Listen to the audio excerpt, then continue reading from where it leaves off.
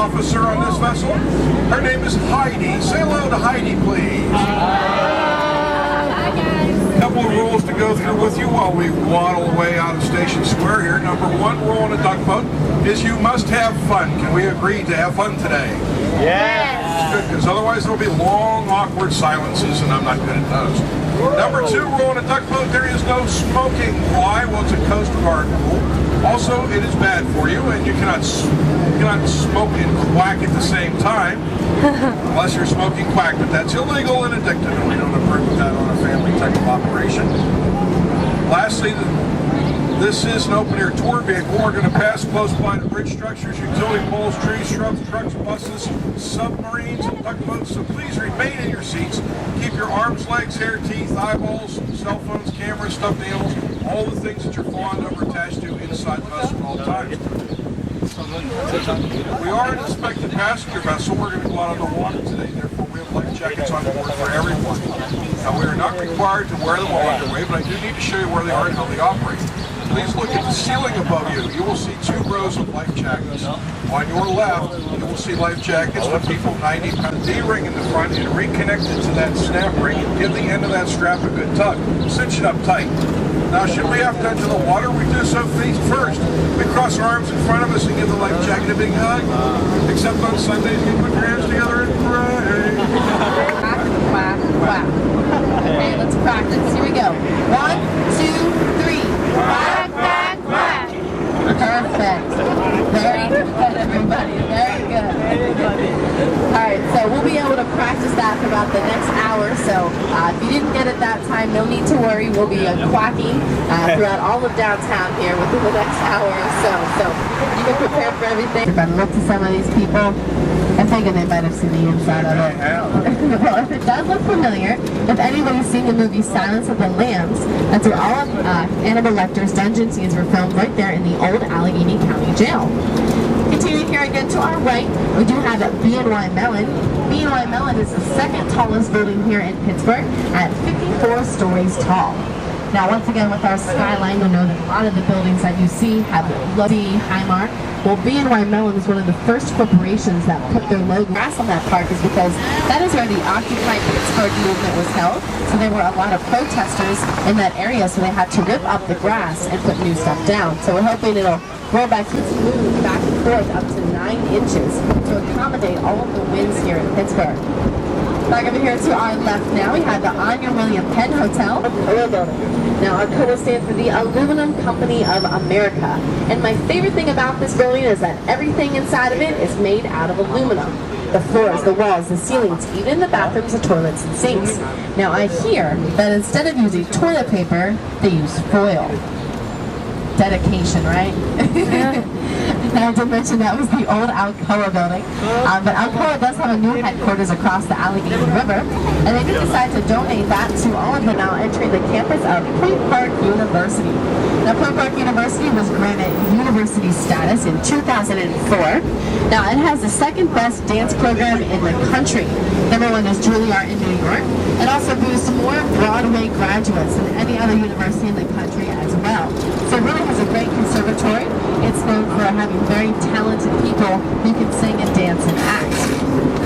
The Conestoga building here to our right was named after the Conestoga wagons.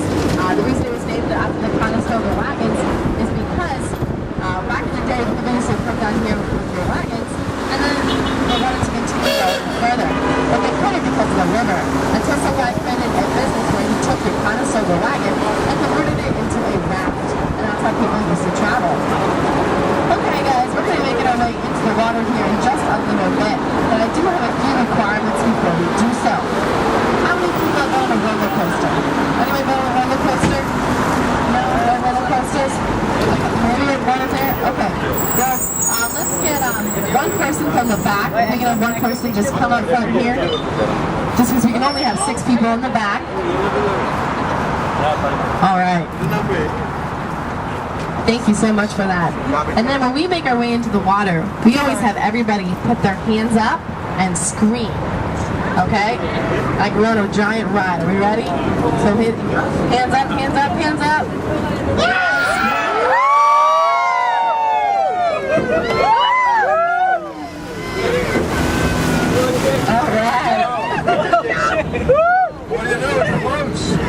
she liked that very much. Alrighty, guys. This is the Monongahela River. This is the part of the tour where we're officially a boat. Heidi takes a little bit of a break, and I do the narration. And while I'm doing that, I need to get some volunteers up here to drive the boat. So Heidi's going to come around looking for some volunteers. I want to drive. I want to drive. I want to drive. Did you do that? Have a seat. It's hot. That's crazy. Alright, I got the throttle all set. All we got to do is keep on a steady course along the shore. What is your name, sir? Lonnie. Lonnie, can you say quack, quack, quack? Quack, quack, quack. Alright, man, you're Oh. Alright, here we go. You guys This is the Monongahela River, guys. It gets its name from the junction of West Fork and Tigard Rivers. The Monongahela River flows through the heart of western Pennsylvania and West Virginia, coal mining and steel-making territory. This river goes through what was left of Pittsburgh's steel industry, which is the Monongahela Works of the United States Steel Corporation, about 8 miles upstream behind Pittsburgh last year. That's the bad cave up there. All right, we're going to make a quick crew change. Thank you, Skipper. Driving that boat, good job, man. Yeah. Number two. Yep. Come on up, there you go. Have a seat. We're just going to keep going steady course. Dan, what is your name, sir? Tim. Can you say quack, quack, quack? Quack, quack, quack. Good man. All right, the bridge you see in front of you guys is the Fort Pitt Bridge. It's considered to be the main gateway into the city of Pittsburgh. It conveys our international airport traffic through that tunnel on the side of Mount Washington. We're going to go right between those bridge piers. You got it? Okay. We're going to go a little bit to the right, Skipper. We're going to go through the bridge piers on the right-hand side. That's considered to be the main gateway of the city. Now, the driver, look, well done. He's already waiting. Have a seat, sir. I love the t-shirt. And what is your name, sir? And you say quack, quack, quack. Quack, quack, quack. Good man. All right, we're going to go right between those bridge piers. Stay over towards the right. Now, the Ohio River here, 208 miles of the port of Pittsburgh. Our river overall. If you're wondering how deep the water is here, guys, it is 16 and a half feet deep. This water is 710 feet above sea level, maintained that way artificially by means of locks and dams constructed and operated by the U.S. Army Corps of Engineers.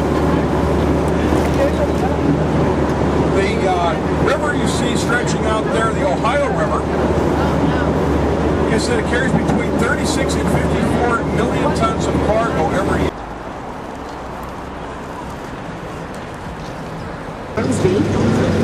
For his services in the war, they granted all 3,000 acres to him instead of giving money after a sea captain friend. So that's what this street was named after. Now, as I mentioned, Southside has a lot of great things. There, of course, in the Southside, they have a movie theater where you can see movies. They also have a bunch of different restaurants and things of that nature. So if you're hungry and looking for something, that's definitely the place to be, especially on a weekend like this one, when it's a holiday weekend and there's lots of things to do and see. So I would recommend going to the Southside. While we're hanging out here, though, at the light, let's give these people a quack. Are we ready, guys? 1, 2, 3. Quack, quack, quack. Hi, guys. You also notice that a lot of people quack back at you. We quack at perfect strangers, and it's like we've known them for years. Some not so perfect strangers. And not so perfect strangers, you can get back to this. Now, the south side of this tour on our way by making our way over a bridge. What else do we do here in the city of Pittsburgh, right? Well, guys, I've got some good and bad news about this bridge. I'll give you the good news first. The good news, this is the Smithfield Street Bridge, and this is the oldest bridge here in Pittsburgh. It was completed in 1883 by a guy named Gustav Lindenthal. Now, the bad news, when he completed this bridge in 1883, he only guaranteed it to last for 20 years. So 1883, 2012. If you're nervous, guys, life jackets on either side if you don't think we'll make it across. No, it's been inspected many times by case there would appear that he respects the art of the road. Some of the ones is, where it's the best place to eat, shop, and stay. And we recommend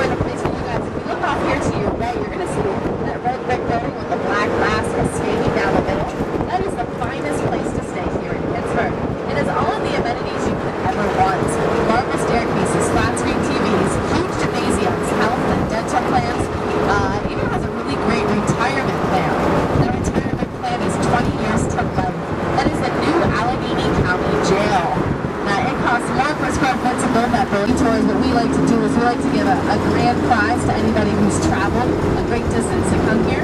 So let me get a grand prize for everybody. I think we have enough for everybody. Oh yeah, here it is. It's a big, new, shiny quack, quack, quack. Take it home. Cherish it for years, guys.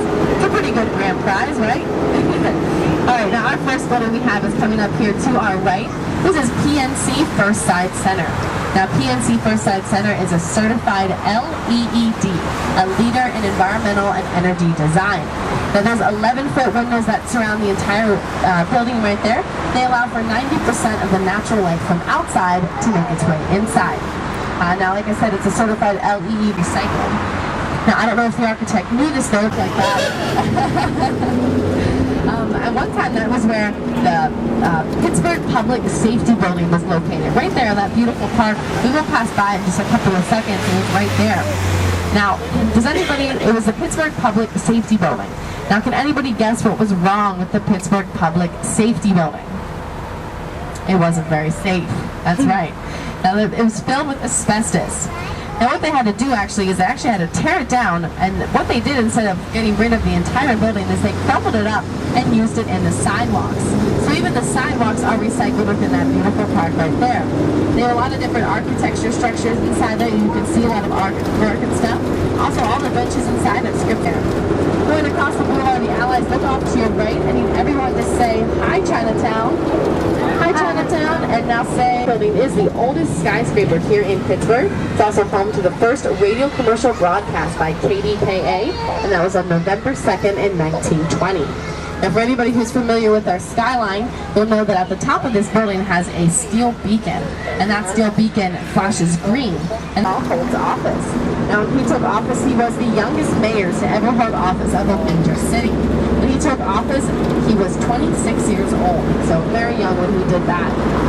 Continuing along here, if you're on the right, take a look here by the arches. You're going to see some lions.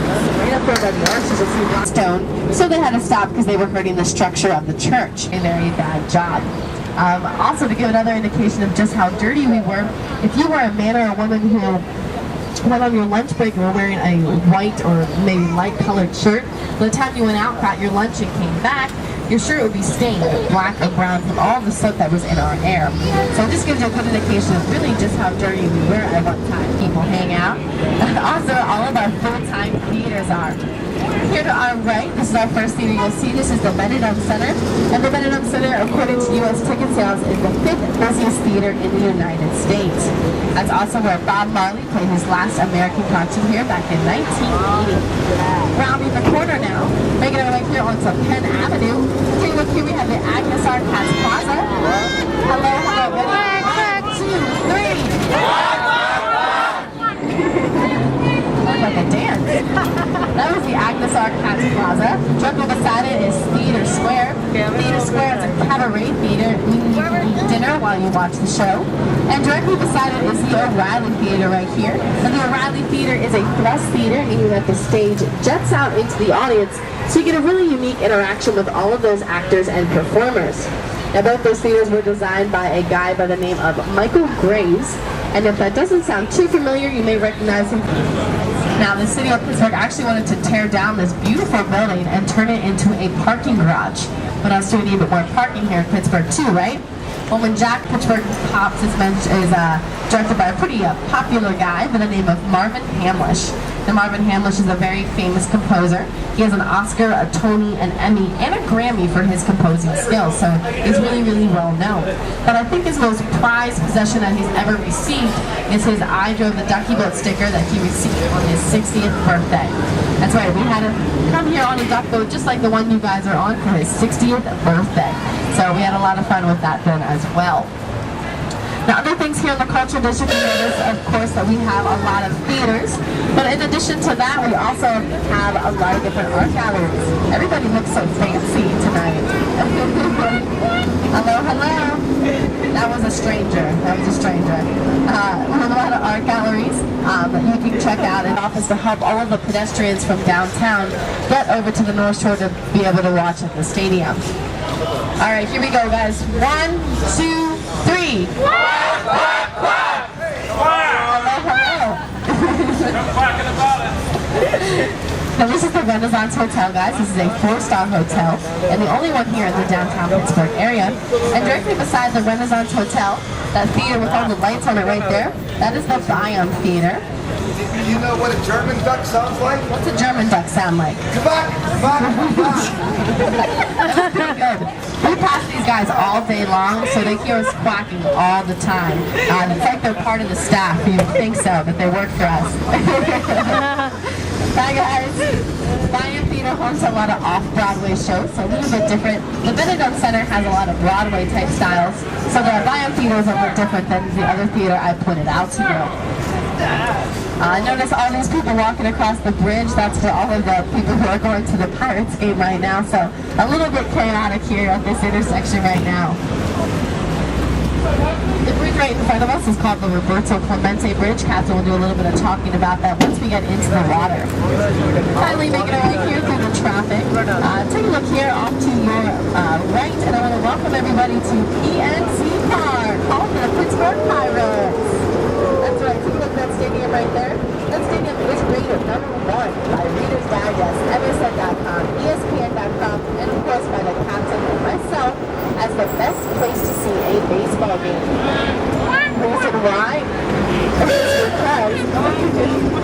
no matter where you serve in that stadium, you are no more than 88 feet from the field. So when you sit behind home plate, you're closer to the batter than the pitcher is. So it's a very small and intimate atmosphere. Only about 38,000 people can fit within that stadium, which for a Major League Baseball stadium is very, very small. And that wasn't always the first home for the Pirates. They had 3 other homes, which is over there on the North Shore. Everything that you see over there on that side is called the North Shore, and that was where the first World Series was ever played. The second home for the Pirates was Forbes Field, and here we see the beautiful Point State Park. Now, it didn't always look this way. At one time, it was a scrap metal yard. It used to have a bunch of train cargo, so it used to be very, very dirty. Now, our mayor during that time was David L. Lawrence, and he decided that he wanted to do something about it. So he invested his time and hired an architect by the name of Frank Lloyd Wright. Took him to the top of Mount Washington and said, "Frank, baby, what can you do for me?" Well, Frank thought about it, and then he said, "Why don't you tear everything down and start over?" That was the advice he gave, which this advice was very, very bad. So David fired Frank, hired a new architect by the name of Robert Moses, and Robert Moses came up with the idea, why don't we keep 39 acres as the Point State Park, what you see out here in front of you, and then take the other 23 acres behind it and turn it into a business district. And that's exactly what they did, and this is one of the big transformations that Pittsburgh made, and it started right here at Point State Park. Now, Captain will talk a lot more once we get into the water, but the fountain is currently under construction. It should be back up and running about the year 2013, about a 4-year project. So if you ever get a chance to come back, I'd recommend doing so when that fountain is up and running, because it's absolutely beautiful. In addition to that, one of the great facts that Pittsburgh is proud of is we have the most trees per city block out of any other city in the country.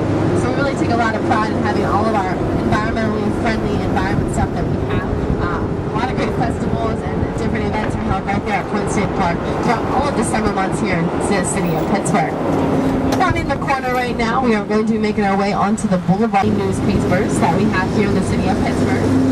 Take a look though, the cool thing about this building, if you just look eyeline right through the windows, take a look at those green printing presses inside there. My favorite thing about this building is that if you come down here, when it gets dark out, the printing presses turn on and you can see the paper being printed for the next day. Hello everybody. Right around here is where I was talking about the second Renaissance that we went through here in Pittsburgh. The second Renaissance happened after all of our steel mills had closed down, and over 250,000 people lost their jobs here in Pittsburgh. Our Mayor Richard Caligari decided that he wanted to create new jobs, so we decided to build the building that you can see over here. We have to give these guys a big quack on 3. 1, 2, 3. Quack, quack, quack! All right, I'm going to hit this button one time. There we go, 1 whistle pass. And what is your name, sir? Can you say quack, quack, quack? Quack, quack, quack. All right, you got it. Now, on the left-hand side, going up the side of that hill, you can see what looks like a set of railroad tracks going up there. That is Pittsburgh's oldest mechanized form of transportation. That is the Duquesne Incline, constructed in 1877. That incline, there was one time 17 of those incline planes, or what they call funiculars, going up and down our river slopes here in Pittsburgh. Just a bit to the right there, sir. A little bit over here this way. There we go. That rises 400 feet vertically from the lower station on Carson Street to the upper station on Grandview Avenue. If you look at the top, you'll see a green building with a red cable car. That'll start to move, and you will see another one emerge from the lower station. Those two cable cars are coupled together on one long steel cable. Now, steel cable, or wire rope as it's called, was invented here in Pittsburgh by a guy by the name of John Bogling from nearby Saxon Road, Pennsylvania.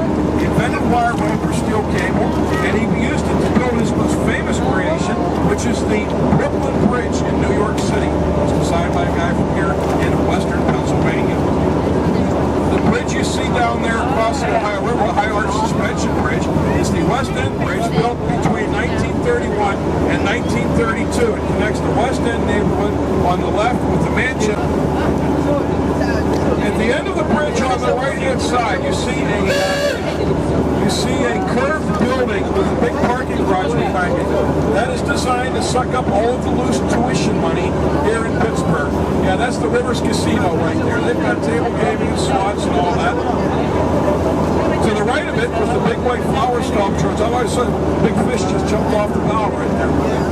The big white flower sculpture is on top of the Carnegie Science Center. Now, for the school-age ducklings, I highly recommend it.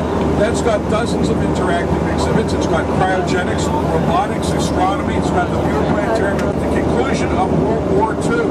If you ever go to Baltimore, Maryland, that Inner Harbor, that submarine down there is a sister ship of this one. They're both in the same class, both Tench-class submarines. Look to the left here, you can see the cable car starting to come down the Duquesne Incline right now. All right, sir, thank you very much for traveling. Good job. I got the There you go. Coming around over to the right here. I'm all set up on the far right here, sir. What is your name, sir? Can you say quack, quack, quack? Quack, quack, quack. Good man. All right, we're going to go right around the bend here. Right over off our starboard bow here, guys, is Heinz Field, home of our 6-time Super Bowl champion, Pittsburgh Steelers! Yay! Excuse me. Andy, I'm going to stay over to us with you. Come around to the right there, Skipper. We're going to come around and we're going to look at our other tributary river. Now, Heinz Corporation bought the naming rights for $57 million. Now that makes me suspicious, Heinz 57, because the naming rights were supposed to be named for $98 million, but that's okay. For $41 million, I made up some cheers we have for our Pittsburgh Steelers. When they go ahead on the score, we say, "Put it on." If they fall behind and win a pickle, we holler, "Catch up." If they win, we can all go home and relish the victory. But if they lose, we say, "Well, guys, I guess you could cut up mustard." You said cheese. No cooking cheese back there. Yep, now we're going to go up the river just a little bit here. Yep.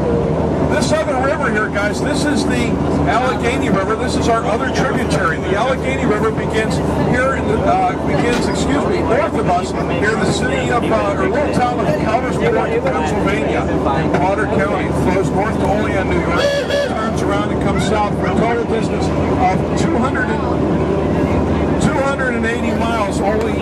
It is navigable for only 72 miles from here in Pittsburgh up to the little town of east of Brady, Pennsylvania. The bridges you see in front of you are the Fort Duquesne Bridge. Beyond that, the Three Sister Bridge is named for Roberto Clemente, the famous Pittsburgh right fielder. The Center Bridge is named the Andy Warhol Bridge, the famous 1970s pop artist who was a native of Pittsburgh.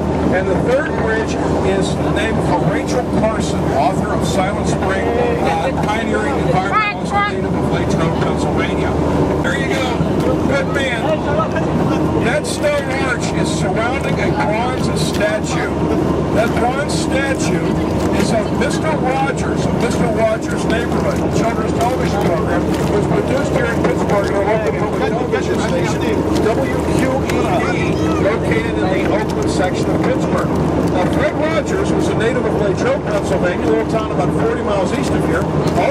for being the hometown of pro golfing legend Arnold Palmer.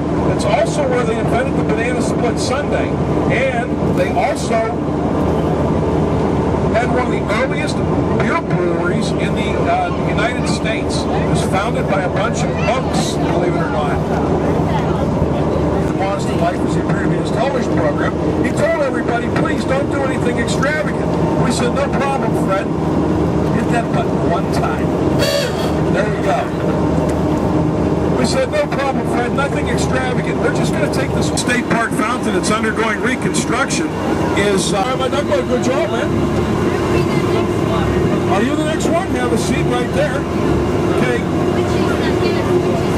No, you don't have to step on either one of them. They're all set. All we got to do is steer. We got to go between those two pillars right there.